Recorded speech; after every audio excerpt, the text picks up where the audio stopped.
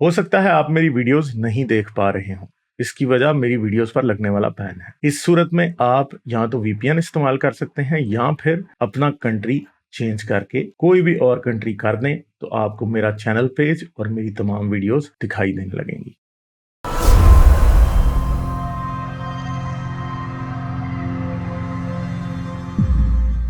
تو پاکستان میں کچھ نئی ڈیولپمنٹس ہوئی جن میں سے ایک جو سب سے بڑی ایک شاکنگ نیوز تھی بڑے لوگوں کے لیے، وہ تھی عامر لیاقت کی ان ٹائملی ڈیتھ۔ اور ایک سوشل میڈیا پہ بحث چھڑ گئی ہے، بہت سے لوگ بہت سخت کرٹیسائز کر رہے ہیں عامر لیاقت کو، اور بہت سے لوگ یہ کہہ رہے ہیں کہ جی اب بندہ مر گیا تو کیا اس کو معاف کر دینا چاہیے، جی اب اس کا معاملہ جو ہے وہ اللہ کے ساتھ ہے۔ مگر مسئلہ یہ ہے کہ ہم جیسے لوگ تو کسی اللہ میں مانتے نہیں ہیں، تو ہم اب کیا بات کر رہے ہیں؟ تو بیسیکلی میں تو وہی بات کرتا ہوں کہ عامر لیاقت نے بہت سے لوگوں کی زندگیاں برباد کی، جن میں بھی شامل ہوں۔ جب 2017 کے شروع میں ہمارے دوست عاصم سعید اور باقی لوگ جب پکڑے گئے تو اتنا پریشر انٹرنیشنل آیا اور اتنا پریشر پاکستان کی سول سوسائٹی کی طرف سے آیا کہ چھوڑنا پڑ گیا پاکستان کے اداروں کو، ادارے پریشر میں آ گئے۔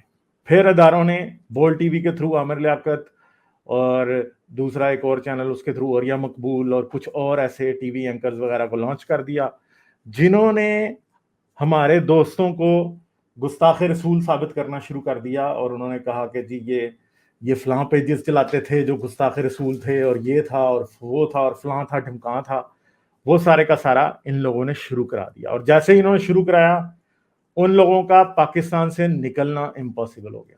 آپ ضرور جا کے وہ انٹرویو دیکھیے گا جو کہ میں نے عاصم بھائی کا کیا تھا، ٹھیک ہے، انسانیت کا سفر میں میں نے عاصم سعید بھائی کا ایک انٹرویو کیا تھا، اس کو آپ ضرور دیکھیے گا، اور اس کا وہ پورشن ضرور دیکھیے گا جہاں پہ عاصم بھائی چھٹنے کے بعد اپنے گھر پہنچتے ہیں، اور وہ یہ گھر والے جو ہیں ان کو چھپا دیتے ہیں، اور یہ بے خبر تھے، ان کو پتہ ہی نہیں تھا کہ باہر کیا ہو رہا ہے، ٹھیک ہے۔ تو گھر والے پھر ان کو بعد میں اس ٹائم پتہ لگتا کہ وہ جی آپ کو تو گستاخ رسول مشہور کر دیا گیا، اور عامر لیاقت صاحب جو ہیں وہ اس بات میں پیش تھے جنہوں نے ان کو گستاخ رسول ثابت کیا، اور باقی جو ہمارے دوست ہیں ان کے ساتھ بھی یہی ہوا۔ حالات اتنے خراب ہو گئے تھے کہ فرض کریں کہ اس ٹائم عاصم سعید کے محلے میں یہ پتہ لگ جاتا کہ جی یہ گھر واپس آ گئے ہیں، تو مشال خان جیسی سچویشن بھی پیدا ہو سکتی تھی، لٹرلی وہ سچویشن پیدا ہو سکتی تھی کہ لوگ آ کے موب لنچ بھی کر سکتے تھے، ٹھیک ہے جی۔ پھر جب یہ لوگ پاکستان سے چلے گئے، عامر لیاقت اس کے بعد بھی زہر اگلتے رہے جی، اور اس کی وجہ سے اور پکڑ دھکڑ شروع ہو گئی، اور اس پکڑ دھکڑ کی وجہ سے مجھے بھی آخرکار 2017 میں پاکستان چھوڑنا پڑا، کیونکہ مجھے بھی اپنی جان کے لالے پڑ گئے تھے، میرا کور جو ہے وہ بلو ہو گیا تھا، پتہ لگ گیا تھا لوگوں کو کہ میں کون ہوں۔ اگر میں پاکستان میں رہ جاتا تو اس کے بعد میں بھی یہاں تو مشال خان کی طرح مارا جاتا، ٹھیک ہے، یا پھر میں آج کسی کال کوٹری میں پڑا ہوا پاکستان میں سزائے موت کا انتظار کر رہا ہوتا۔ ان دو میں سے ایک جو ہے وہ فیٹ میرا انتظار کر رہا ہوتا، اور ہم میں سے کوئی بھی شخص ایسا نہیں تھا کہ جو کہ پاکستان میں اچھا کما نہیں رہا تھا، اس کی زندگی نہیں گزر رہی تھی سب کچھ۔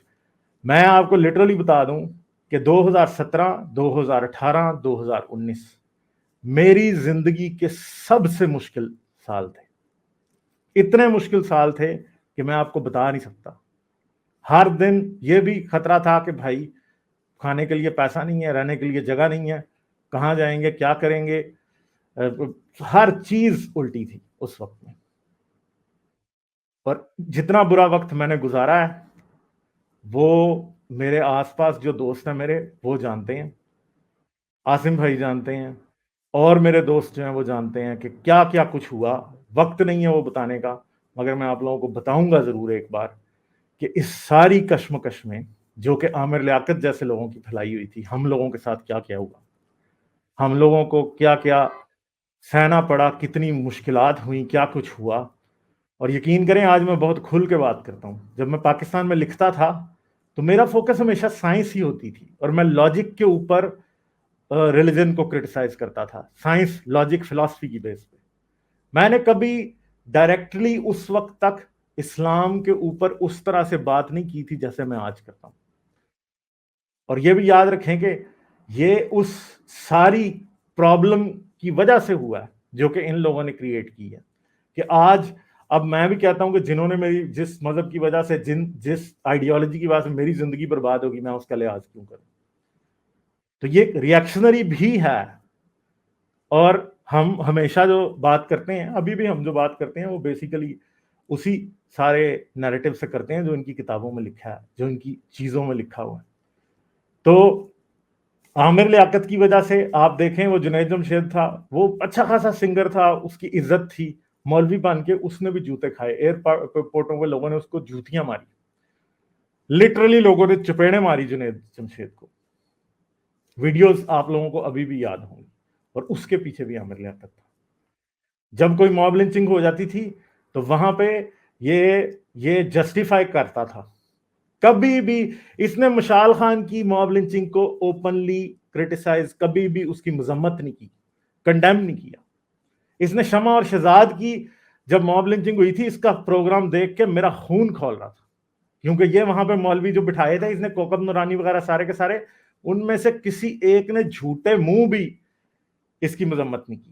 بس اتنا کہا جی اس کی تحقیقات ہونی چاہیے تھی، اس کا یہ ہونا چاہیے تھا، اس کا وہ ہونا چاہیے تھا. بالکل بھی کسی نے یہ نہیں کہا کہ ایک پریگننٹ عورت کو آپ نے زندہ جلا دیا، اس کے خاوند کو، غریب کو آپ نے زندہ جلا دیا، جن کو پڑھنا بھی نہیں آتا تھا ان کو آپ نے زندہ جلا دیا. آسیہ بی بی پاکستان سے نکلی، عامر لیاقت صاحب زہر اگل رہے تھے اس ٹائم. رمشا مسیح کو پاکستان سے نکالا گیا، یہ تب بھی زہر اگل رہے تھے. چاہے کوئی مسئلہ ہو، ٹھیک ہے، مختارہ مائی کا ریپ کیس ہے، اس کے اوپر عامر لیاقت صاحب اور اوریا مقبول جان صاحب جو ہیں وہ زہر اگل رہے تھے. کوئی ایک ایسا وقت نہیں آیا، عورت مارچ ہوتا تھا تو یہ زہر اگلتے تھے. یہ اس کی فوٹو شاپ تصویریں دکھا دکھا کے عورت مارچ کے اوپر، عورت مارچ کو بے حیائی، بے غیرتی اور پتہ نہیں کیا کیا قرار دیتے تھے.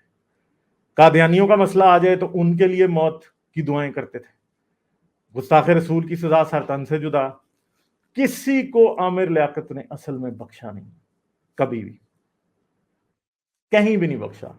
اور ایسا فرونیت قسم کا ایک لہجہ تھا، ایک فرونیت دکھائی دیتی تھی کیریکٹر کے اندر. اور آخر پہ جو فال ہوا ہے وہ بھی اتنا ہی گریٹ تھا. ٹھیک ہے کہ اتنی تیزی سے بندہ اوپر گیا اور جب نیچے گرا تو اتنا ہی نیچے گرا. مگر وہ ایک چیز ہے نا کہ جو لوگ کسی دوسرے انسان کی زندگی کی یا دوسرے انسان کی مشکلوں کی فکر نہیں کرتے، ان دا اینڈ ان کی اپنی زندگی کے بارے میں بھی ایک کیئرلیس ایٹیٹیوڈ بن جاتا ہے. اور عامر لیاقت نے کسی کی زندگی کا کبھی بھی کوئی فکر نہیں کی، کچھ بھی نہیں کیا. جو نیریٹو بکرا ہوتا تھا، یعنی یہ وہ لوگ ہیں. آج میں شاہ زیب خان زادہ کا پروگرام دیکھ رہا تھا. شاہ زیب خان زادہ نے کہا کہ یہ پاکستان کے میڈیا کا سب سے انٹیلیجنٹ اینکر تھا، مگر میں ساتھ میں یہ بھی کہتا ہوں کہ سب سے روتھلیس بھی تھا، سب سے موقع پرست، سب سے زیادہ پاپولسٹ نیریٹو کو اٹھانے والا. ٹھیک ہے کہ جو چیز بک رہی ہے اسے بیچو، بس جیسے بھی بکتی ہے بیچو. اور ایٹ لیسٹ آپ لوگ جتنا بھی آپ لوگوں نے مجھے دیکھا ابھی تک، میں اس چیز کے سخت خلاف ہوں کہ میں کوئی ایسی چیز بیچوں جو پاپولر ہے. میں ایسی بات کروں، میں اپنی سوچ میری کوئی نہیں ہے، میرا اپنا کوئی آئیڈیا نہیں ہے، میں وہ بیچنا شروع کر دوں جو بکتا ہے. ٹھیک ہے، میں اس چیز کے سخت خلاف ہوں. اور یہ جو چیز ہے یہ اتنی ڈینجرس ہے کہ اس کی وجہ سے لوگ پاگل ہو جاتے ہیں، لوگ باولے کتے بن جاتے ہیں. آپ ریبیز بانٹ رہے ہیں اصل میں. ٹھیک ہے، ہر وقت آپ ٹی وی چینلوں پہ بیٹھ کے ہر وقت یہ کہتے ہیں کہ گستاخ رسول کو مر جانا چاہیے. پاکستان میں گستاخی بند کیوں نہیں ہو رہی؟ کون سی پاکستان میں گستاخیاں ہو رہی ہیں بھائی؟ پاکستان میں کوئی جرت نہیں کر سکتا، جھوٹا الزام لگتا ہے لوگ مار دیے جاتے ہیں. پاکستان میں تو بھائی کوئی چانس ہی نہیں ہے کہ کوئی انسان جو ہے وہ کوئی بلاسفمی کر لے اور وہ یہ سمجھے کہ ہاں جی میں نے کوئی بڑا کارنامہ کر لیا اور میں بچ جاؤں گا. نہیں ہے. ہم جو پاکستان سے باہر بیٹھے ہیں ہمیں پتا ہے کہ ہمارے پیچھے بھی کسی دن کوئی بھی پڑ سکتا ہے. تو یہ سارا جو سسٹم ہے یہ عامر لیاقت جیسے لوگوں نے ہی بنایا ہوا ہے. جو ایک نفرت کی کا زمزم بہر ہے نا، جو گنگا بہر رہی ہے نفرت کی، وہ انہوں نے بہائی ہوئی ہے. انہوں نے ہی اس بات کو اتنا اوپر لے کے گئے ہیں، آسمان سے باتیں کرنے لگی ہیں یہ باتیں. آج کوئی ان کے نیریٹو کے خلاف بات نہیں کر سکتا. کیوں نہیں بات کر سکتا؟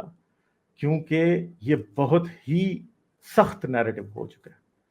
کوئی اپنے کانوں میں ایک آواز بھی نہیں پڑنے دینا چاہتا اسلام کے خلاف.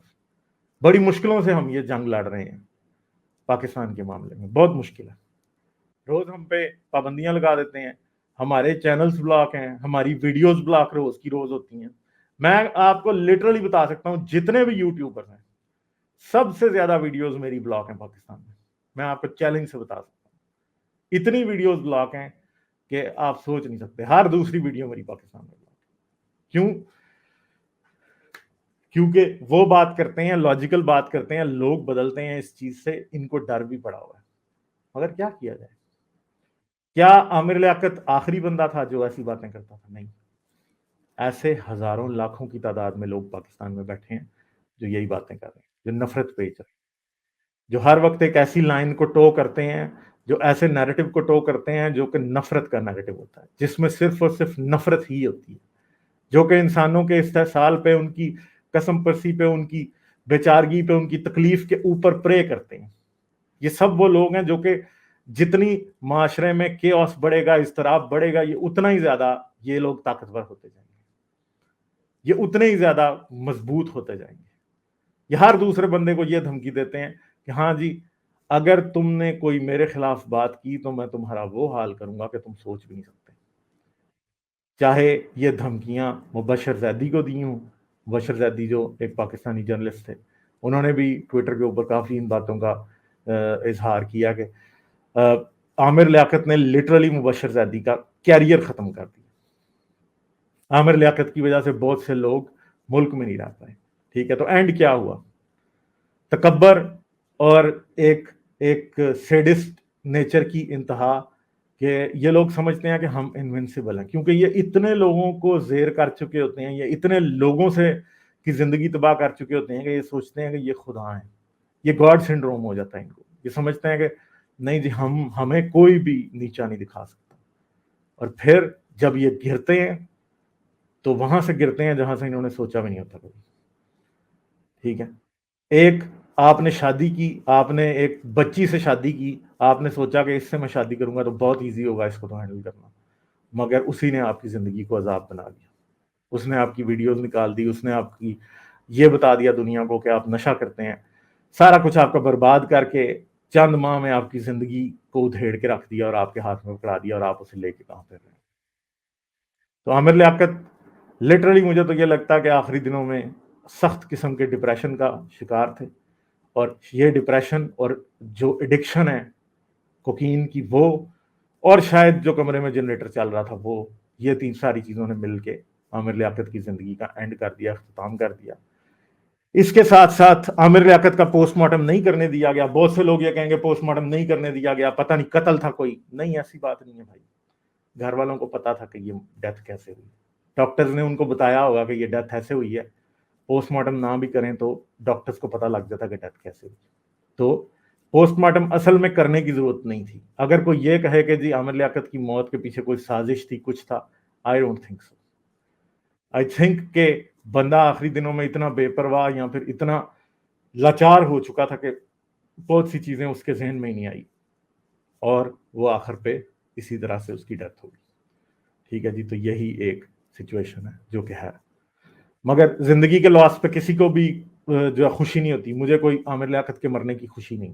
ٹھیک ہے، مجھے افسوس ہی ہے، ایک بطور انسان اس کے مرنے پہ افسوس ہے. مگر ایک بات میں یہ جانتا ہوں کہ اگر یہ بندہ اور کچھ سال زندہ رہتا، 20 سال 30 سال 40 سال زندہ رہتا، تو شاید یہ کتنے اور لوگوں کی زندگی کو خراب کرتا، انہیں برباد کرتا. کیا کیا اس کے ریپرکشنز ہوتے بہت سے اور لوگوں کے لیے. کتنی نفرت اور پاکستان میں یہ بندہ پھیلاتا. ہاں مگر ٹھیک ہے، عامر لیاقت ایک انڈیویجول تھا جو نفرت پھیلا رہا تھا، مگر پاکستان میں اس جیسے ہزاروں لاکھوں لوگ اور ہیں. ٹھیک ہے، اور یہ اس ریوڑ میں سے صرف ایک بندہ تھا.